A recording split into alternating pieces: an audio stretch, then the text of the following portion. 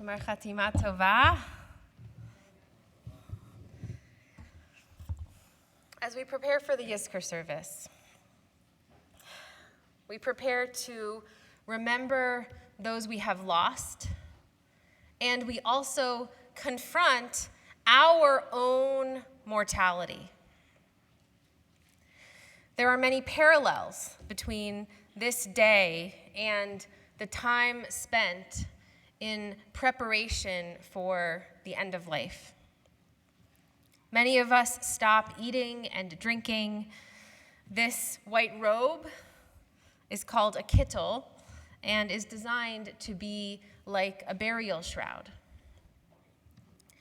We are also called upon today to do a personal accounting, a foreshadowing of the kind of life review and reflection that can happen at the end of our lives.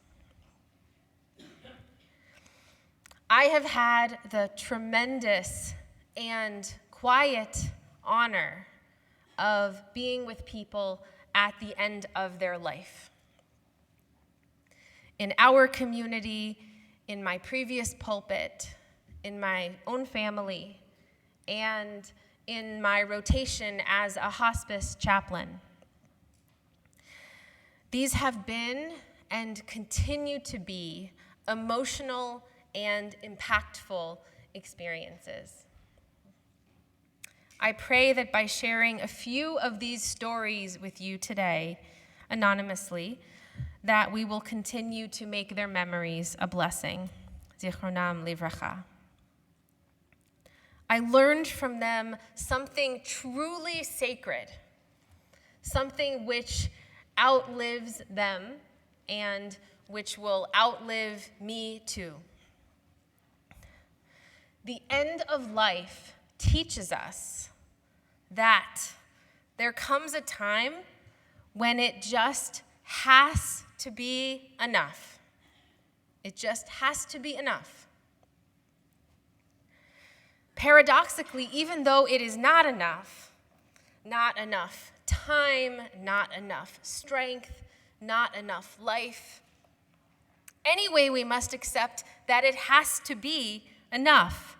And it is this process of acceptance that makes it enough. This acceptance also helps us to know that our lives are enough and that we are enough. I cared for a man who had been a professional musician. He was concerned with where his piano would go after he died. He called it his dear friend. He asked me to find the piano for him. And I did make some phone calls to investigate, but I never found it.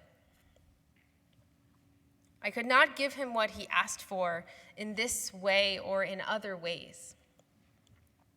But I could give him my time and my presence and my care. We sat and talked week after week.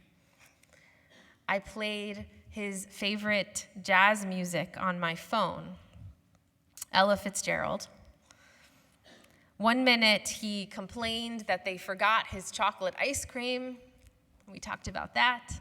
And the next minute he shared that he was afraid of the pain that was ahead in his process. He trusted me. He shared this holy time with me, and I gave him all that I could. It was really all that we both could do. And it had to be enough. Another man suffered from haunting war memories, acute physical pain, and a deep loneliness. I could alleviate some of his loneliness through our visits, and I consulted with the nurses about his pain management. But for the war memories, I could only bear witness. I gathered his faraway family on a conference call, and we prayed together. They couldn't be at his bedside in person, so I brought them in the way that I could. He knew that we were there, that we were listening, and that he wasn't alone. When facing death, along with the many intense emotions that it evokes, there is a certain unexpected comfort in knowing that at this late hour, whatever we have, whoever we are, it has to be enough. The mistakes have already been made. There is no piano playing ahead. The war is over with a new finality. It has to be enough. And of course, it usually isn't enough. But still, when looking back on a life lived with someone who is facing its end, we try to bring peace and acceptance by signaling however we can, your life was enough. You are enough. And this message was reflected back to me in my time in hospice, even when I wasn't expecting it. I cared for an Alzheimer's patient who always sat upright in her wheelchair, laughing and making playful noises and banging on the table to a rhythm. I knew that we couldn't have a conversation because she was nonverbal, so my initial plan was just to sit with her. One day, up for a bit of a risk, I tried a new way to interact with her, to meet her where she was. She was banging on the table, and so I mimicked her tentatively, banging just softly, and I watched for her reaction. Thank God, she laughed and started banging on the table in response. I found that when I asked for permission to join her world, she let me in. And I learned to trust myself and to be creative and brave in my communication by remembering the playfulness that I had as a child. Not something I had learned in seminary, but my playfulness from many years before. I discovered that I already knew how to connect with her. I just forgot that I knew it. And I forgot how to access it at first. There's a midrash in the Talmud that fetuses in the womb know the entire Torah. The entire Torah. When they're born, you can laugh at this, an angel slaps them and makes them forget it. I think this is one of the funniest stories in our midrashic tradition. An angel slaps them and we forget the Torah when we're born. And so then we spend our lives trying to remember the Torah that we already knew when we were only a potential life. So too did I already know how to communicate with someone who didn't have words. I just forgot that I knew. As I sat with my patients, we tried to accept that their lives had been enough. And they taught me that I was also enough for them. My presence, my words, my prayers, my singing voice, even my playfulness. I walked into those rooms and I was enough because I had to be. In the years since my time in hospice, I have continued to be with people at some of the most intensely sorrowful and joyful times in their lives, and everything in between. To gather a Beit Din to hear a member of our community share about their path to Judaism, sensing that they are understandably anxious to prove themselves. And afterwards, to hear the splash of the waters of the mikveh, the ritual bath, as they formally join the Jewish people. To reassure our B'nai Mitzvah students at their rehearsal, you are ready. All that's left is to practice and sleep and relax so that you can enjoy the day. And then on Shabbat, to sing Siman Tov u'Mazel Tov as they sigh and smile in relief after they have finished their chanting. To receive a call from a parent in distress because their preteen is struggling, asking, "Rabbi, can you talk with them?" Of course. And then together, playing hooky from religious school and sitting cross-legged on the floor in the sanctuary and listening. To pray with a member of our community at their parents' deathbed, and a few days later to hug them and stand at their side as we lovingly shovel earth atop their parents' grave.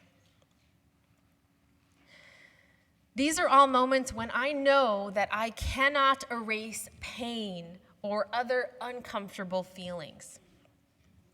But what I can offer and what we can offer each other: support, care, and presence. That is enough.